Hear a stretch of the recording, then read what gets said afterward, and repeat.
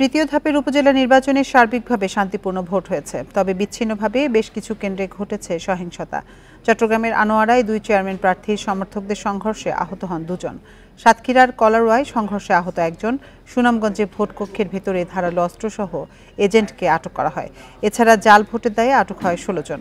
প্রত্যাহার করা হয় প্রিজাইডিং অফিসারকেও।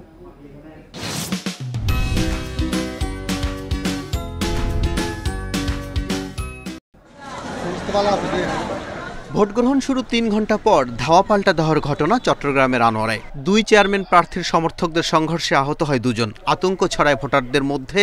কিছুক্ষণ বন্ধ রাখা হয় ভোট গ্রহণ। বাইরে লোকজনে একটু তাদের কথা বাক্য বিনিময় সমস্যা হয়েছে। ওটাও যখন হুলস্থুল করতেছে, আমি আবার টিম খবর দিয়ে নিয়ে আসি, এটা করেছি।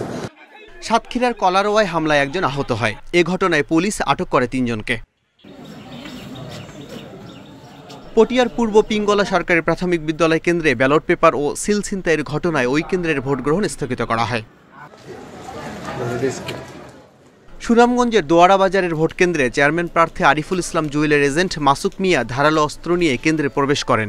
ভোটারদের ভয় দেখিয়ে নিজের প্রার্থীর পক্ষে ভোট টানার চেষ্টা করলে তাকে আটক করে পুলিশ। পরে 6 মাসের কারাদণ্ড দেওয়া হয় ওই অস্ত্রধারীকে। চাইনিজ চাকু, এটা একটু সুরার মতো, ধারালো সুরার মতো দেখতে। এটা একটু অন্যরকম মডেলের, আমি আর এরকম সচরাচর দেখি নাই, তো সেটা তার কাছে পাওয়া গেছে।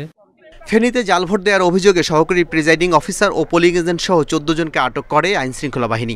একই অভিযোগে 2 জন আটক আছে ফরিদপুরের সদরপুরে ও বগুড়ার শাহজাহানপুরে। আচরণবিধি লঙ্ঘনের দায়ে শ্রীমঙ্গলের 4 সহকারী প্রিজাইডিং কর্মকর্তা ও বগুড়া সদরে 2 প্রিজাইডিং কর্মকর্তাকে প্রত্যাহার করা হয়েছে। এদিকে ভোট কেন্দ্রে গিয়ে অনিয়মের অভিযোগে শেরপুর পৌরসভার কাউন্সিলর শুভ ইমরানকে আটক করেছে পুলিশ। নির্বাচন কমিশন জানিয়েছে, তৃতীয় ধাপের ভোটে আইনশৃঙ্খলা বাহিনীর সদস্য বাড়ানো হয়েছে। আল আমিন হক, ইন্ডিপেন্ডেন্ট নিউজ, ঢাকা।